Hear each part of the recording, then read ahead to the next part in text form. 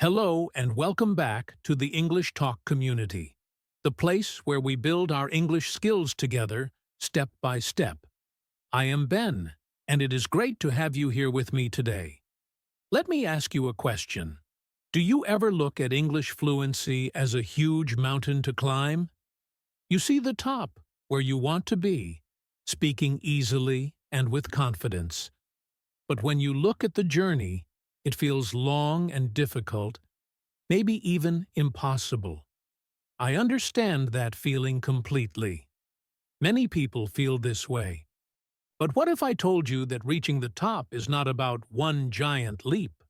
What if it is about taking small, easy steps every single day? Today, we are going to forget about the huge mountain. Instead, we will focus on the very first step, and then the next, and the next. We are going to talk about building daily habits for real progress. We will build a simple plan together, step by step. If you are ready to finally make progress that you can feel, do me a quick favor and hit that like button and subscribe. When you subscribe, you are not just joining a channel. You are joining a community of people just like you, who are ready to build their confidence in English together. Your subscription tells me that this content is helpful, and it helps our community grow. So, take a deep breath. Let go of the pressure to be perfect. Today is not about grammar rules or difficult tests. It is about you, your journey, and the small, simple actions you can take to move forward. Are you ready? Let's begin. So, let's talk about that feeling of being completely overwhelmed. I am sure you know what I mean. It is that moment when you decide, okay, today I will seriously start improving my English. And you sit down, ready to learn. You open a book or an app, and suddenly you are faced with what feels like a gigantic, impossible task. You see lists of hundreds of irregular verbs, dozens of grammar tenses, and thousands of new vocabulary words you supposedly need to know. It feels like standing at the bottom of a huge mountain and not even being able to see the top. The immediate thought that comes to mind is often, where do I even begin? This feeling, this sense of being totally overloaded with information, is one of the biggest reasons people give up. It is not because they are not smart enough or because they do not want to learn. It is because the goal of becoming fluent feels so big, so distant, that taking the first step seems almost pointless.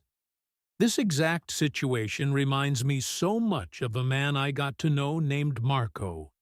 He lives in Rome, a city filled with so much history and beauty.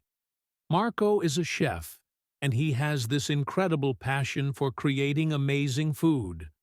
But he also had another big dream. He dreamed of traveling the world, not just as a tourist, but as someone who could truly connect with people from other cultures. He wanted to visit a friend's cafe in Lisbon and chat with him in English. He wanted to explore the vibrant streets of London, and maybe one day even take a cooking class in New York. His dream was clear and beautiful, but there was a wall standing between him and that dream: the English language. Every few months, Marco would get a new wave of motivation. He would tell himself, this time, it will be different. This time, I will stick with it. He would buy a new, expensive-looking textbook, download the latest language learning app, and create a very ambitious study schedule.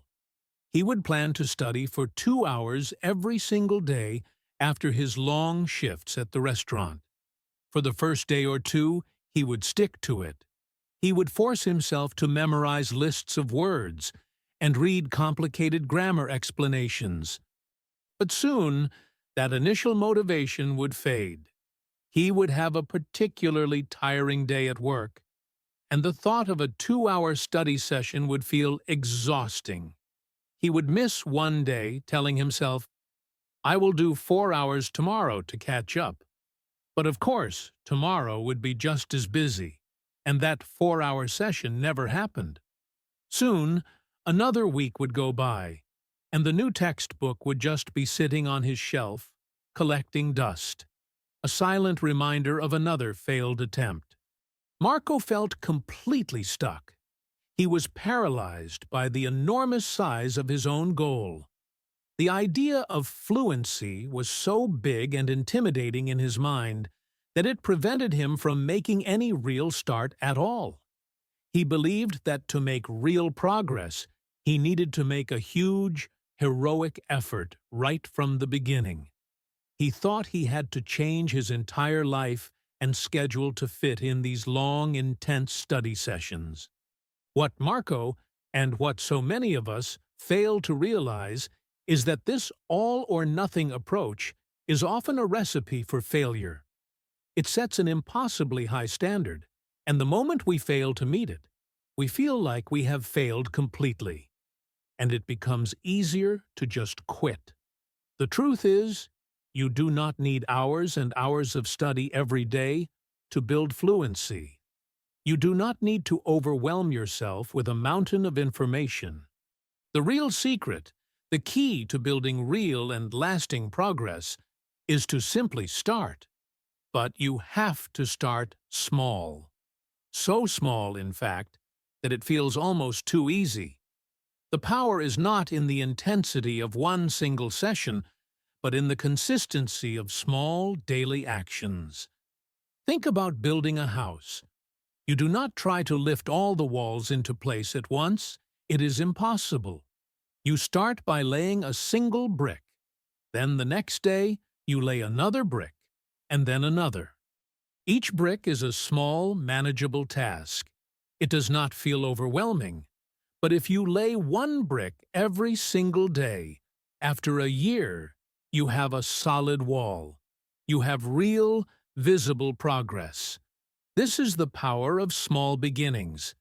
It is about shifting your focus from the giant, scary mountain of fluency to the single, simple step you can take right here, right now. It is about creating a habit that is so easy to do, you have no reason to skip it.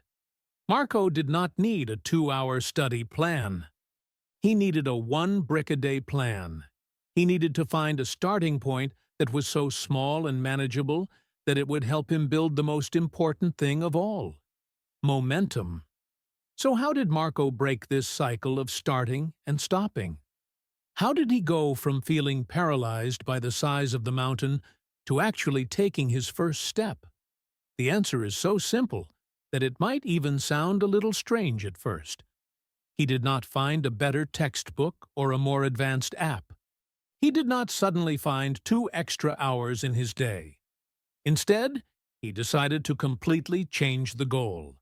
He stopped trying to conquer the entire mountain in one go. He just focused on taking a single, tiny step. We talked, and I suggested he try something I call the 5-minute rule. I asked him to forget everything about his ambitious 2-hour study plan. I wanted him to throw it away. His new goal was to practice English for just 5 minutes every day. That is it. Not 6 minutes, not 10 minutes, just 5. A time so short that it would feel ridiculous to make an excuse to skip it. You always have 5 minutes. You have 5 minutes while you wait for the bus, while you brew your coffee, or just before you go to sleep. The idea was to make the task so easy, so non-intimidating, that he could not fail. Marco was skeptical at first. 5 minutes? Ben, how can I become fluent with just 5 minutes a day? It's not enough. And he was right, in a way. 5 minutes is not enough to become fluent overnight. But the goal here was not immediate fluency. The goal was to build a habit. The goal was to build consistency. The goal was to stop the cycle of quitting. So he agreed to try. And we made his first 5-minute task incredibly specific and practical. Marco is a chef. He loves mornings and he loves his coffee. So, his new daily English habit was this. Every morning, as he prepared his first espresso, he had to describe what he was doing out loud, in English. It was a very private practice, just for him in his kitchen. He would get his favorite cup from the shelf and say, "This is my cup. It is a white cup." He would scoop the coffee grounds and say, "I am putting coffee in the machine. I love the smell of coffee." As the water heated up and the espresso started to pour, he would continue. "Now the coffee is coming. It is dark. It looks beautiful." The sentences were simple. The vocabulary was basic. He probably made grammar mistakes. But none of that was important. What was important? He was speaking. He was activating the English part of his brain, every single day, without pressure. And here is the magic of this method. After those 5 minutes were over, he was done. He had successfully completed his English practice for the day. Think about that change in feeling. Before, he would end his day feeling guilty and frustrated because he had failed to complete his massive 2-hour study session. Now, he started his day with a win. By 8 a.m., he had already achieved his English goal. He felt successful, not like a failure. This small feeling of accomplishment is incredibly powerful. It started to change his relationship with the English language. It was no longer a source of stress and failure. It became a simple, manageable, and even enjoyable part of his morning ritual, just like the coffee itself. This is the power of a small beginning. The 5-minute habit is not about the learning that happens in those 5 minutes. It is about what the habit itself creates. Momentum. It is about proving to your own brain that you can stick with it. It breaks down the mental wall of resistance because the task is too small to resist. Consistency will always be more powerful than intensity when it comes to learning a language. Practicing for 5 minutes every single day is far more effective than a 2-hour session once a week. Because those 5 minutes keep the connection to the language alive in your mind every single day. I want you to think for a moment about your daily life. How much English do you already listen to?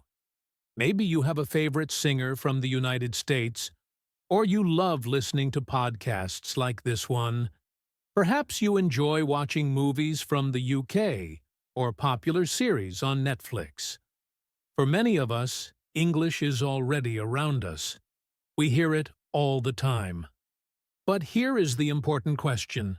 Are you really listening to it? Or is it just background noise? There is a huge difference between passively hearing something and actively engaging with it. This is a distinction that took a long time for a friend of mine, Elodie, to understand. Elodie is from Paris, and she has fantastic taste in music and movies. Her phone was filled with playlists from British and American artists, and she could tell you everything about the latest season of her favorite drama series. On the surface, it seemed like she was completely immersed in English culture. Her listening skills were pretty good. She could understand the main ideas and follow the plot of a story without much trouble. But Elodie had a secret frustration.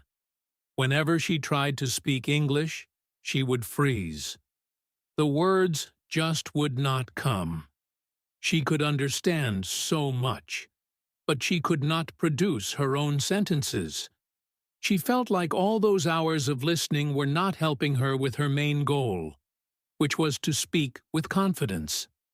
Elodie's situation is incredibly common. You might even feel the same way. You think, I listen to so much English, why can I not speak it better? The problem is that passive consumption is not enough. It is a bit like watching hundreds of hours of cooking shows. You might become an expert on how a perfect dish is supposed to look. You might even recognize all the techniques the famous chefs are using. But if you never actually go into your own kitchen, pick up a knife, and chop a vegetable yourself, you will never learn how to cook. You have all the theory, but none of the practice. Listening to music while you are doing something else, or watching a movie and focusing only on the story, is like watching the cooking show. Your brain is not being asked to do any work with the language. It is focused on the melody, the beat, or the action on the screen.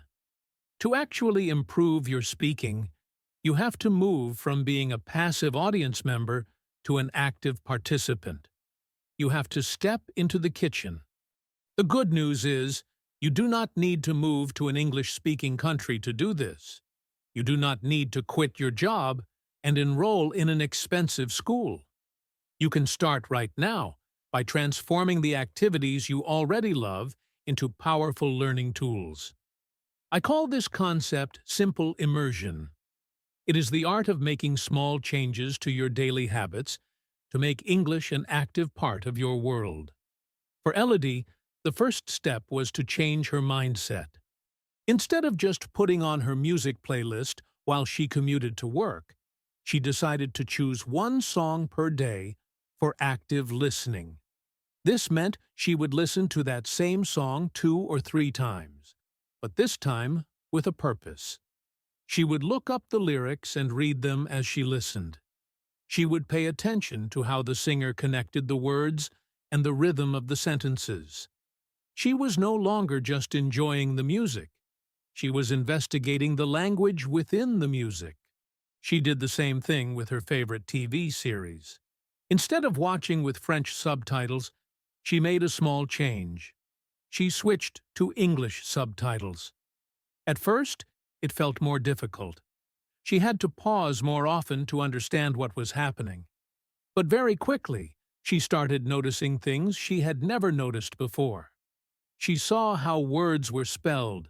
She started to recognize common phrases, and she connected the spoken words to the written words. It was a small change, but it shifted her from being a passive viewer to an active learner. The point is not to turn entertainment into a chore. The point is to find small, simple ways to engage your brain and make English a real, living thing in your daily life. So, let's go back to Elodie in Paris. She had made a really important shift. By turning on the English subtitles for her favorite shows and actively reading the lyrics to her favorite songs, she had turned her passive entertainment into a form of active study. She was connecting sounds to words and seeing how sentences were built. This is a fantastic step, but it still did not solve her biggest problem. She still felt that fear and hesitation when it was her turn to speak. The bridge between understanding and speaking was still broken. And this is a feeling I am sure many of you know very well. It is the feeling of having the words in your head, but they are trapped. You cannot seem to get them out of your mouth in the right order or with the right sound. So, what is the missing piece? The missing piece is the simplest one of all. You have to actually make a sound. You have to use your mouth. Speaking is a physical activity. It involves muscles in your tongue, your lips, and your throat. Just like you cannot learn to swim by only reading books about swimming, you cannot learn to speak by only listening. At some point, you have to get in the water. You have to take that first clumsy step. This is where Elodie made her next breakthrough, using a technique that is so simple and so powerful. It is the bridge that finally connected her listening to her speaking. I call it the listen and repeat method. It is exactly what it sounds like. It is about moving from being a consumer to being a producer, one sentence at a time. Here is what she started to do. Remember that one song she would choose to listen to every day? Now, she added one more step to her routine. After listening to the song once with the lyrics, She would listen to it again, but this time she would hit the pause button after the very first line.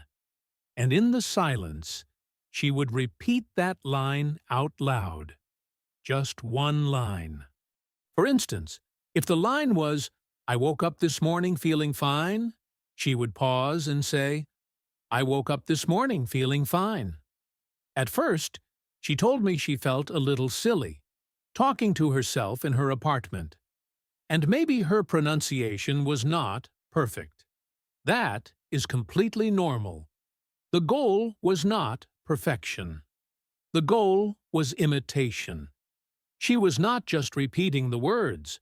She was trying to copy the music of the sentence. How did the singer's voice go up or down? Which word was stressed? Did the singer connect any words, like woke up, sounding more like woke up? She was trying to imitate the rhythm, the flow, and the emotion of the speaker. She was training her mouth to make the physical shapes of English sounds. She was building muscle memory. After repeating that one line a couple of times until it felt a little more comfortable, she would press play, listen to the next line, pause, and repeat that one. She would do this for just 5 minutes, maybe getting through only half the song. But in those 5 minutes, she was doing more for her speaking skills than she had in years of passive listening. She was actively building the physical skill of speaking. You can do this with anything. You are listening to this podcast right now. You can pause right after I finish this sentence, and you can repeat it out loud. You can repeat it out loud. Try to match my intonation. Try to match my rhythm. It is a no-pressure way to practice. No one is listening. There is no one to judge you. It is just you and the sound, building that connection in your brain between hearing and doing. This simple habit is the first step in taking the English you already know from your head and bringing it out into the world through your own voice. It is how you move from being a silent observer to an active participant in the language. All right, let's talk about building your vocabulary. I am willing to bet that at some point in your English learning journey, you have tried this method. You get a notebook and you start writing down long lists of single English words with their translation next to them. Maybe words like suggestion, opportunity, or environment. You spend time trying to memorize these lists, hoping that one day you will be able to use these words in a conversation. It feels productive, right? You are learning new words, so you must be making progress. But then, you get into a situation where you actually want to speak. You want to give your opinion in a meeting, or you want to ask someone for help, and your mind goes blank. You remember the word suggestion, but you have no idea how to use it correctly. Do you say, "I have suggestion for you," or "I make a suggestion"? You hesitate. The moment passes, and once again, you feel frustrated. Does this sound familiar? The problem with memorizing single words is that they are like having a box full of individual Lego bricks, but no instructions on how to build anything. You have all the pieces, but you do not know how they connect. A word by itself often has no context. This is why we are going to forget about memorizing long lists of single words. Instead, I want to introduce you to a much more powerful and practical habit. It is a simple challenge that will completely change the way you learn new vocabulary. I call it the One New Phrase a Day challenge. The idea is simple. Instead of learning one new word, you learn one new complete phrase every day. What is a phrase? A phrase is a small group of words that naturally go together. It is a ready-to-use piece of language. It is like a pre-built Lego piece that you can instantly use to build your conversation. For example, instead of learning the single word mind, You would learn the phrase, "Do you mind if I open the window?" or "I don't mind waiting." See the difference? These phrases are instantly useful. You do not have to think about the grammar. The grammar is already baked into the phrase. You can just take it and use it. So, here is how the challenge works. Every day, your mission is to find just one new phrase. Not 10, not 20, just one. This is important because it keeps the task small and achievable, just like Marco's 5-minute habit. But here is the most important rule of this challenge. The phrase you choose must be relevant and useful for your life. Do not just pick a random phrase from a textbook. Think about your day. Think about the conversations you want to have. For example, if you work in an office, maybe your phrase for the day is, "Could you please send me that report?" If you are planning a trip, your phrase might be, "How much does a ticket to London cost?" If you love making coffee, your phrase could be, "I prefer my coffee black, with no sugar." Your English should be about your world, your interests, and your needs. When you learn a phrase that is personally meaningful, you are much more likely to remember it and actually use it. You can find these phrases everywhere. You can find them in the lyrics of a song, like Elodie did. You can hear them in a movie or a TV show. You can hear a useful phrase right here in this podcast. When you hear a group of words that sounds useful, write it down. Say it out loud a few times. Try to use it in an imaginary conversation in your head. The goal is to make that phrase your own. This small daily habit is incredibly powerful. One phrase a day does not sound like much, but it adds up. That is 7 new, useful phrases a week. It is over 30 practical phrases a month. In a year, you will have a toolbox with over 360 ready-to-use sentences that you can use with confidence without having to stop and think about grammar. You are building your ability to communicate in real situations, phrase by phrase. We have talked about building small habits, like the 5-minute rule, and making English a part of your world. But there is another, deeper element we need to discuss, and it might be the most important one of all. It is the fuel that will keep you going when you feel tired, or when progress feels slow. It is your motivation. Let's be honest for a moment. How many times have you started learning English with incredible energy, only to have that motivation completely disappear a few weeks later? You start strong. You are consistent for a little while, but then life gets busy. You have a long day at work. You feel tired, and you decide to skip one day.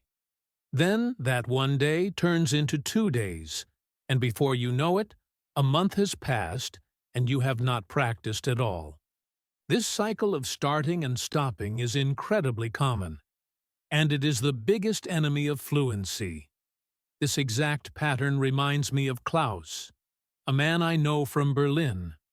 Klaus was very organized and determined in many areas of his life, but when it came to English, he was stuck in this loop.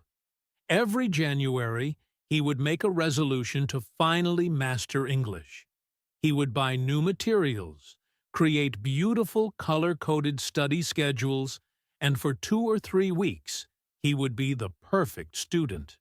But inevitably, his motivation would fade. Studying English felt like a chore. It was something he should do, like cleaning the house or paying taxes. There was no joy in it, so it was always the first thing to be dropped from his schedule when he got busy. The problem for Klaus was that his reason for learning was too vague. If you asked him why he wanted to learn English, he would say something like, "Well, it's a global language. It's important for my career." This is true, but it is not a reason that connects with your heart. It is not a reason that will pull you through a difficult day. "It's important" is a logical statement, but it is not a powerful motivator.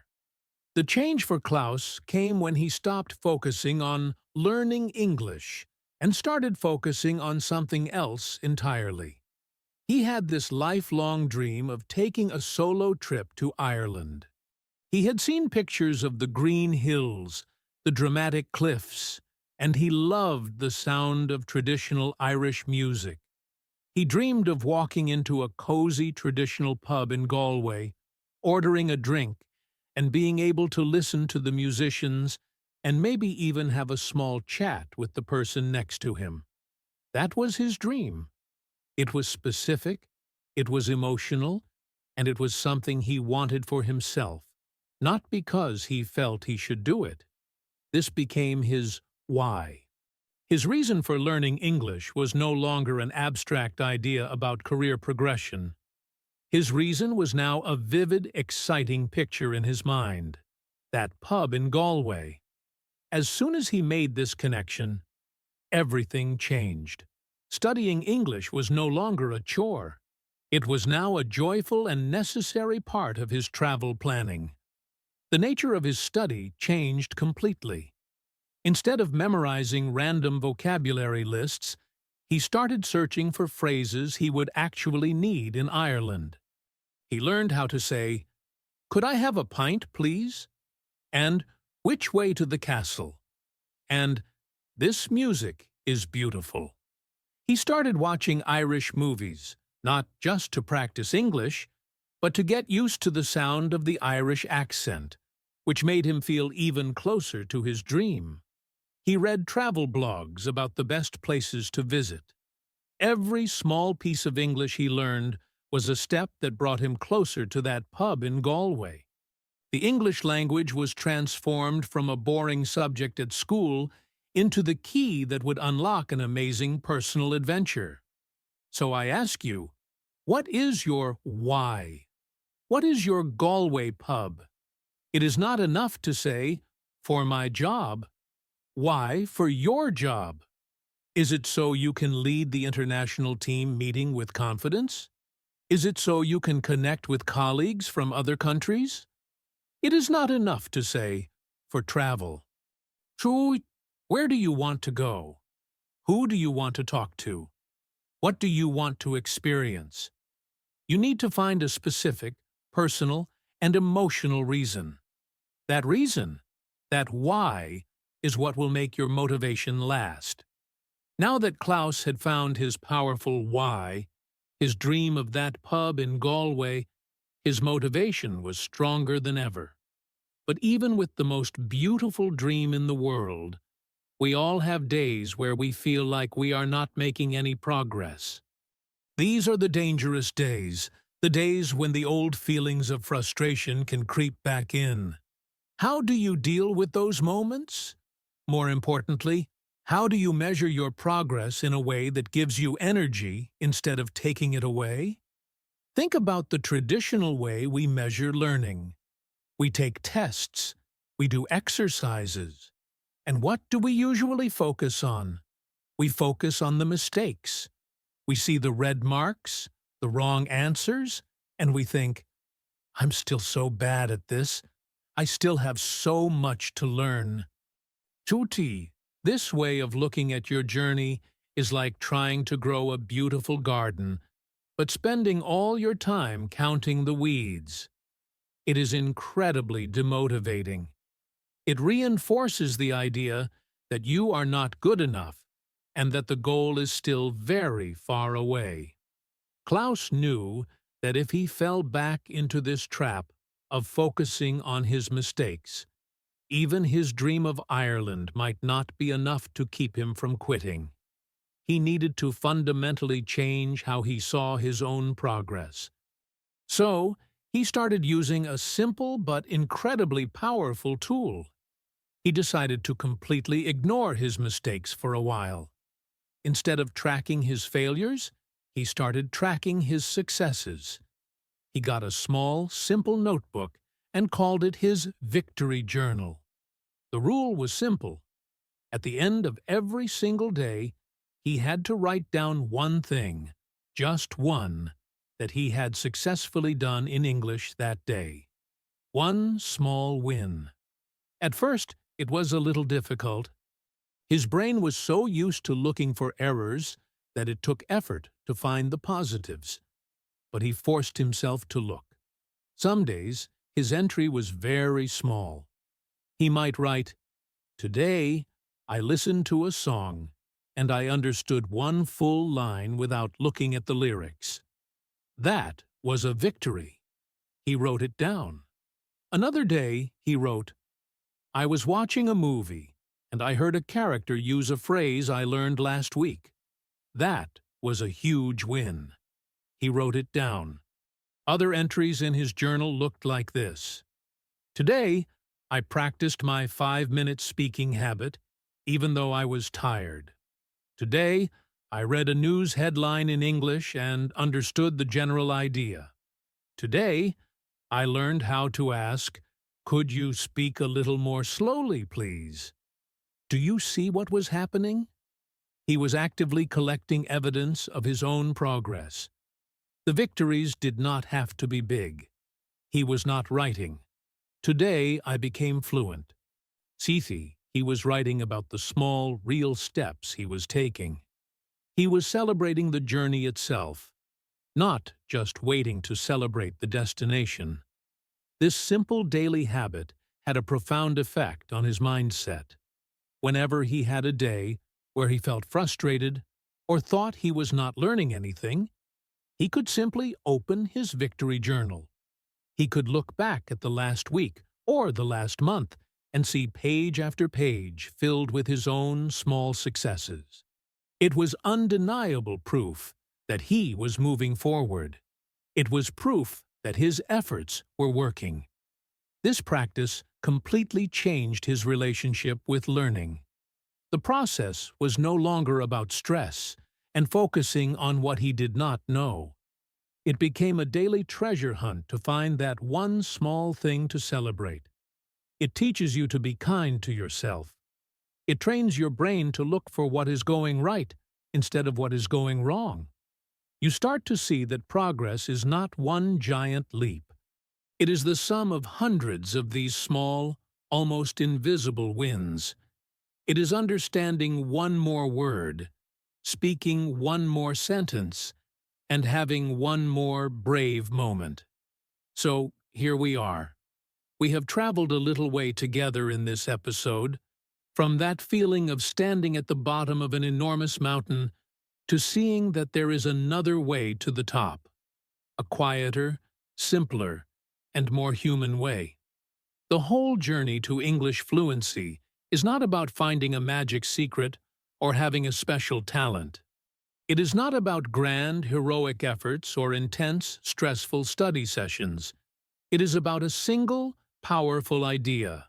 Small, consistent actions create real, lasting progress.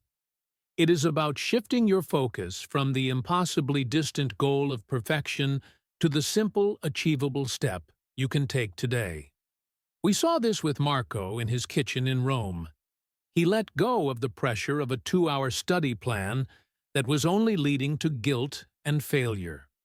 Instead, he chose a goal that was almost too easy. Just 5 minutes. 5 minutes of speaking English to himself while he made his morning coffee. The point was never about how much he learned in those 5 minutes. The point was that he was building the habit of showing up. He was starting his day with a small victory, proving to himself that he could be consistent, and slowly turning the English language from an enemy into a familiar friend. Then we met Elodie in Paris, surrounded by the English music and movies she loved, but feeling frustrated that she could not speak. She taught us that passive listening is not enough. You have to move from being an audience member to being an active participant. The bridge between understanding and speaking is built with your own voice. Her simple habit of listen and repeat, pausing a song to repeat just one line out loud, was her way of stepping into the kitchen and actually starting to cook. She was training her mouth, her ears, and her brain to work together, not just to consume English, but to produce it. She was physically building the skill of speaking, one small, repeated phrase at a time. This led us to the idea of the one new phrase a day challenge. We decided to forget about memorizing long, disconnected lists of words. Instead, we focus on learning ready-to-use phrases that are useful for our lives. A phrase like, "Could you send me that report?" is infinitely more valuable than just memorizing the word report. It gives you a complete tool you can use immediately in a real conversation, helping you build your confidence one practical sentence at a time.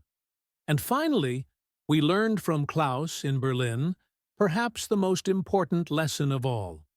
You need to know why you are on this journey.